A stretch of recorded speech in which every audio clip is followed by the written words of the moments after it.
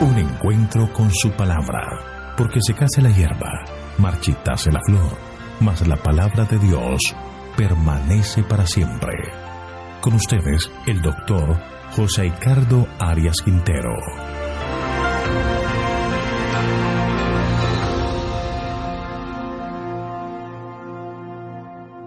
Hoy vamos a estudiar Mateo capítulo 5, 10ª parte. El asunto del adulterio.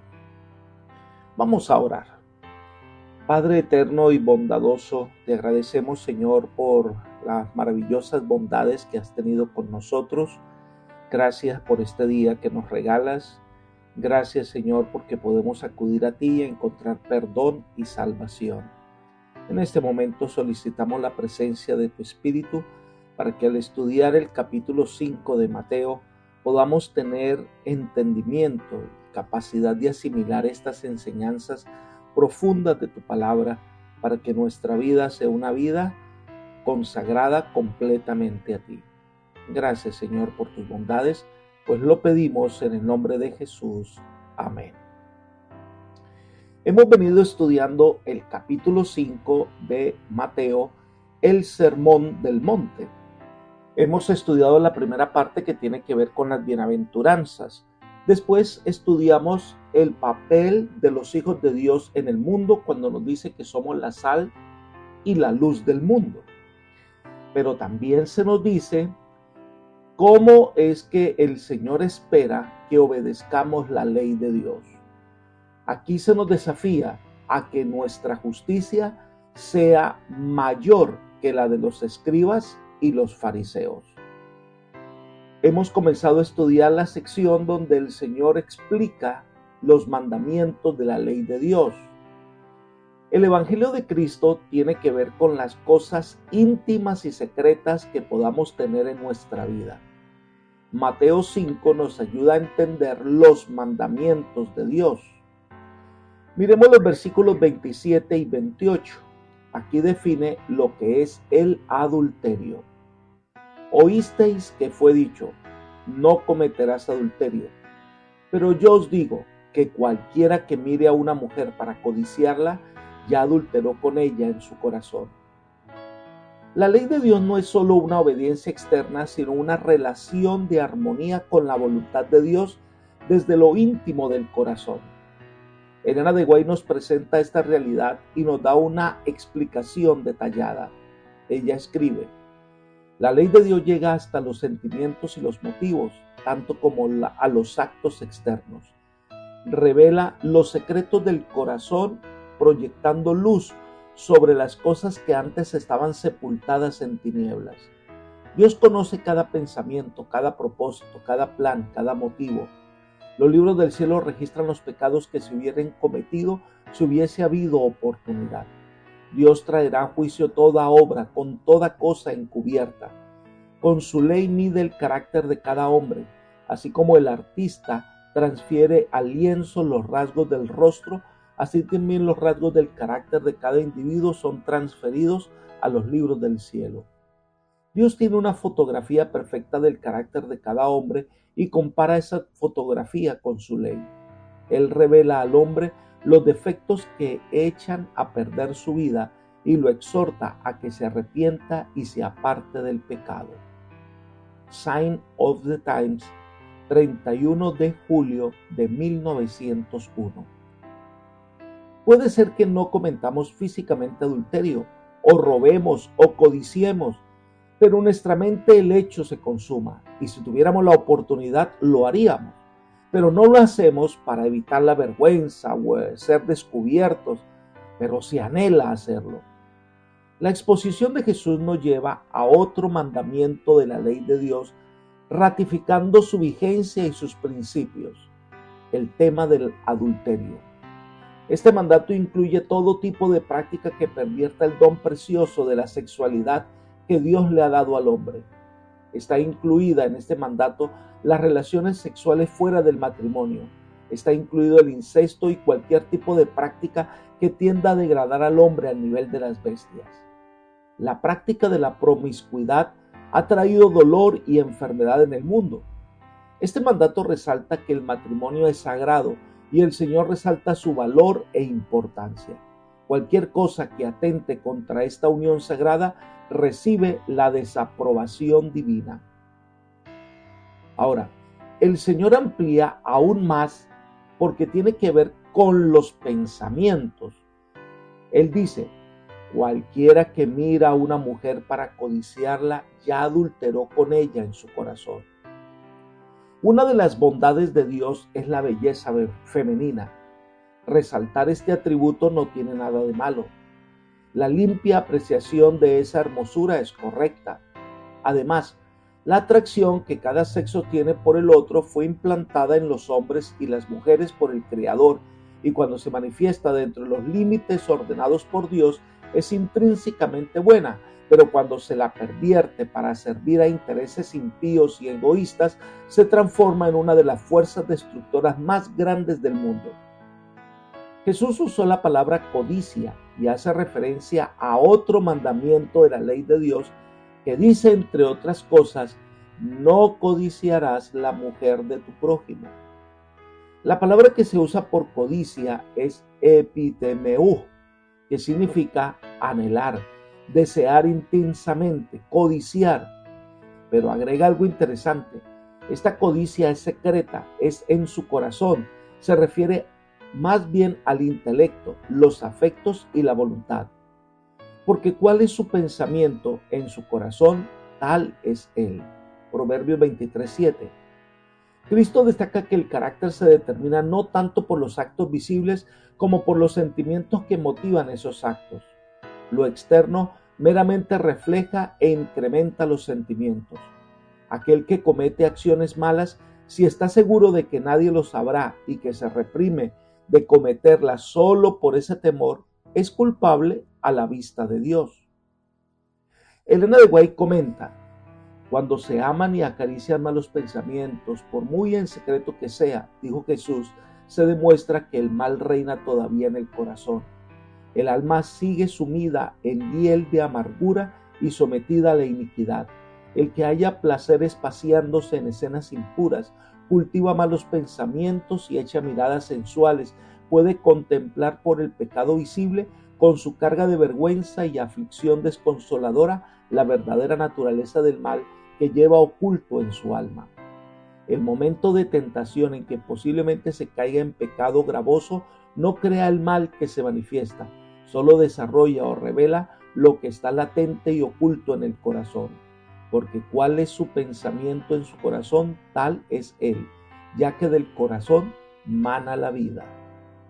Discurso Maestro de Jesucristo, página 54.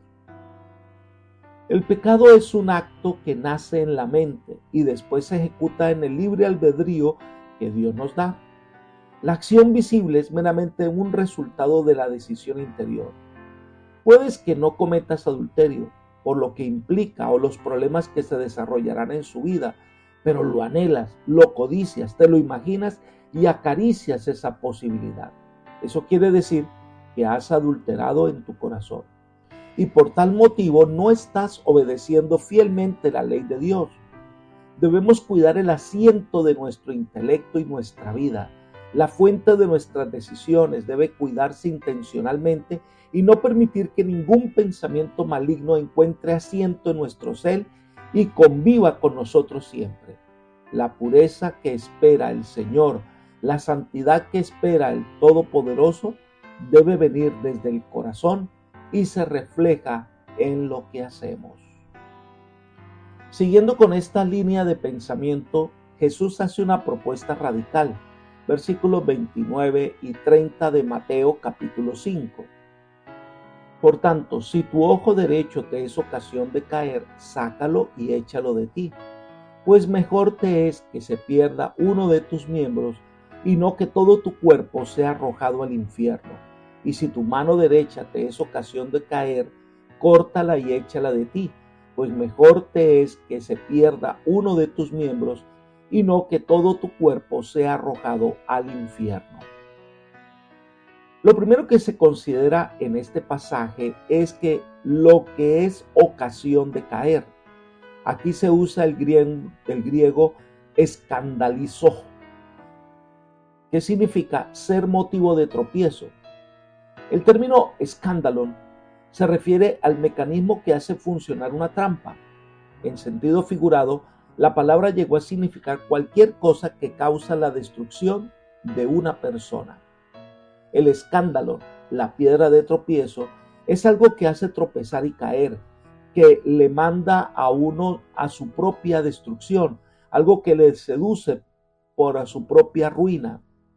Lo que el Señor nos dice es que aquello que es causa de nuestro tropiezo, que produce nuestra destrucción, debemos sacarlo, cortarlo, dejarlo.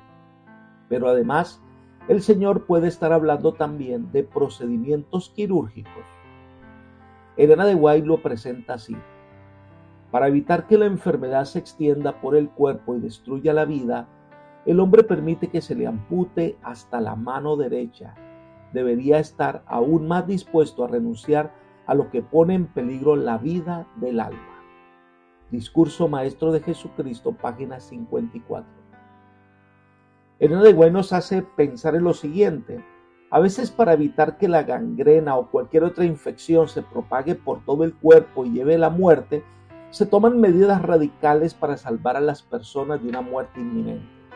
Entonces se usan procedimientos quirúrgicos, ya sea para quitar una pierna, una mano o cualquier órgano que pueda ejercer esa función maligna dentro de nuestro organismo. De la misma manera, el pecado es la gangrena del alma. Somos seducidos constantemente y a veces debemos cortar inmediatamente con lo que nos seduce al pecado antes que el mismo pueda traer la ruina del alma. Volvamos al texto bíblico donde Jesús dice que si tu ojo te es ocasión de caer, sácalo y échalo de ti. Es mejor llegar tuerto al cielo que ir entero al infierno. Aquí las palabras de Cristo son figuradas. No pide que se mutile el cuerpo, sino que se controlen los pensamientos. Negarse a contemplar lo malo es tan efectivo como cegarse y tiene la ventaja de que se retiene la facultad de la vista que puede emplearse para ver lo bueno. Aquí va más allá del motivo o la intención para señalar las vías por las cuales el pecado logra entrar en la vida, los sentidos que se comunican con el sistema nervioso. Pero la mayoría de las personas, los más fuertes incentivos al pecado son los que llegan a la mente por el camino de los nervios óptico, auditivo y otros nervios sensoriales. Por eso debemos cuidar las avenidas del alma. Elena de White aconseja: el apóstol procuró enseñar a los creyentes cuán importante es impedir a la mente divagar en asuntos prohibidos o gastar energía en cosas triviales. Los que no quieren ser víctimas de las trampas de Satanás deben guardar bien las avenidas del alma. Deben evitar el leer, mirar u oír lo que puede sugerir pensamientos impuros. No debe permitirse que la mente se espacie al azar en cualquier tema que sugiera el enemigo de nuestras almas. El corazón debe ser fielmente vigilado, o males de afuera despertarán males de adentro, y el alma vagará en tinieblas. Hechos de los Apóstoles, página 413. Se dice que el ojo es la avenida del alma. Jesús nos dice que a veces nos extasiamos en el pecado y comienza la codicia y dejamos que la mente divague. Pues ahí es donde debemos cortar. El que se niega a ver, escuchar, gustar, oler o tocar lo que incita al pecado, ha ganado buena parte de la batalla para evitar los pensamientos pecaminosos. El que inmediatamente desecha los malos pensamientos cuando fugazmente pasan como un relámpago en su conciencia, evita así la formación de una manera de pensar que hace hábito y que condiciona la mente para que peque cuando se presente la oportunidad. Por eso el Señor añade que si tu mano derecha te es ocasión de caer, la mano es el instrumento de los malos deseos. La mente domina el cuerpo y entonces la mano ejecuta lo que se tiene en la mente. Pero es mejor cortarla que seguir los deseos de la carne. Algunas veces, un zorro que ha caído en una trampa se corta a dentadas una pata a fin de escapar. Del mismo modo, un lagarto sacrifica su cola o una langosta de mar sacrifica una de sus pinzas. Al hablar de sacarse el ojo, cortarse la mano, Cristo habla en forma figurada de la acción resuelta de la voluntad para precaverse del mal. Elena de White explica: para que podamos alcanzar este alto ideal debe sacrificarse todo lo que cause tropiezo al alma. Por medio de la voluntad, el pecado retiene su dominio sobre nosotros. La rendición de la voluntad se presenta como la extracción del ojo o la amputación de la mano. A menudo nos parece que entregar la voluntad a Dios es aceptar una vida contrahecha y coja, pero es mejor, dice Cristo, que el yo esté contrahecho, herido y cojo, si por este medio puede el individuo entrar en la vida. Lo que le parece desastre es la puerta de entrada al beneficio supremo. Discurso Maestro de Jesucristo, página 55. El infierno al que va el que peca es la Gehenna, el lugar donde se echaban los desperdicios y se va quemando poco a poco hasta que es consumido completamente. Nada tiene que ver esta idea con la idea griega de una alma que se va a quemar en un lugar llamado infierno y que nunca se consume. Este no es el sentido del texto, empezando que no existe en la Biblia tal cosa como un alma eterna. Lo que el Señor dice es que es mejor perder aquellas cosas que nos parecen valiosas, pero que nos llevan a la perdición, y más bien alcanzar la vida eterna. Una decisión de esta naturaleza no solo se ejerce por la fuerza de la voluntad, se necesita la ayuda de un poder superior a nuestra capacidad para que podamos ser librados del pecado y sus consecuencias.